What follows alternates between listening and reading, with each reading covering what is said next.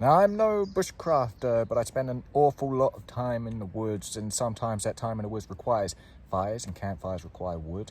Wood requires processing, cutting, slicing, sawing, and sometimes chopping. So my good friends over at Beavercraft hooked me up with one of their hatchets, and I'll tell you straight out the box, this thing is sharp as shit. So this is the Beavercraft AX1 hand axe, and yeah, thanks for watching. Now what you have here is a combination of value, quality, and performance. So what's the compromise? Well, there isn't exactly any compromise that I can think of. Now, I'm no axe connoisseur, but this does the job, and it does the job extremely well. So let's talk a little specs and features, shall we? The AX1 has a total length of 11.81 inches, a head length of 5.51 inches, and a blade width of 2.95 inches. The steel is 1066 carbon and features a convex rind with an ashwood handle. The sheath and holster are developed from cowhide leather and gives it a nice bushcrafty look. Also sits nicely on the hip, but personally I wouldn't be wearing this on the hip, but that's just me. There is a slight bit of wobble in the sheath here. Could be a little more snug, but saying that, it's never failed me since I've had it. The sheath is stamped with the Beavercraft logo. It gives you two options of wearing: either slide your belt through the bottom one or have it dangling. Now this is a hand-forged axe, which in this day and age of mass production, you don't come across too often, especially for this price. So really, each hatchet is unique to its owner. Beavercraft is also a Ukrainian company. It's developed, manufactured in Ukraine, which is also nice to support businesses over in Ukraine, you know, especially given the situation. I think it's important to note the weight of this little hatchet. Also, it is a lightweight hatchet, and therefore fatigue isn't going to kick in as soon as it would otherwise. And so with that being said, let's kick out some examples. Now, I'm notorious for forgetting my eating utensils, and that's going to be one of the first things we knock out here today. It may be a bit of a challenge, to be honest, because I got a little bit of a gash right in the wrong place on my finger. And yeah, that's plastic for you. Me and plastic don't agree with me. Anytime I go near it, it seems to explode. I've got a little gash right on the tip of my finger there, and I have another one right on the crease here, which is just jolly good, right? Because that's right where my finger goes in to on the grip. So let's see what we can do. So I got this old piece of wood here. I can't remember what it was for, but I got it here. It wants to be around the size of my forearm. It's a little bit smaller, but this is what we're going to use. And this is just going to be a rough cut type of deal.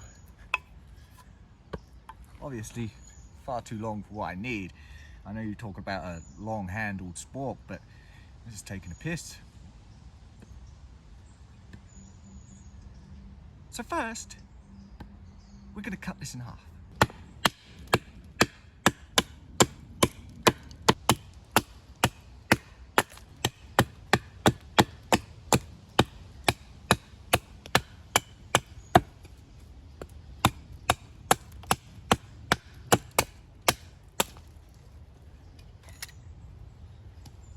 Okay,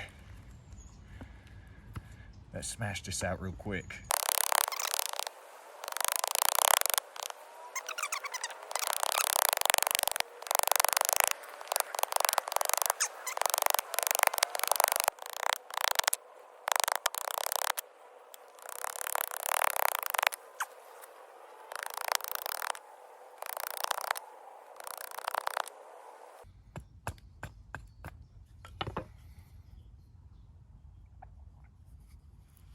Okay, that's as much as I'm going to do. What is it?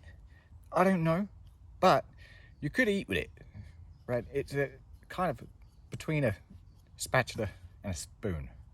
It's a spoonula. You can get it in there, dig that food out, and then yeah. So you get the picture. It didn't take long at all to process this down into this little eating utensil that I'm notorious for forgetting. So this is a great combination between weight and sharpness of the blade here. I'm not putting a whole lot of energy into it, and a lot of it is small movements small movements, and I'm barely, just no energy really going into it. I'm letting the axe do the work, and it's so sharp, as you can see. We could just easily make some feather sticks, no problem. I'm just taking those shavings off, and I'm not putting much energy into it whatsoever.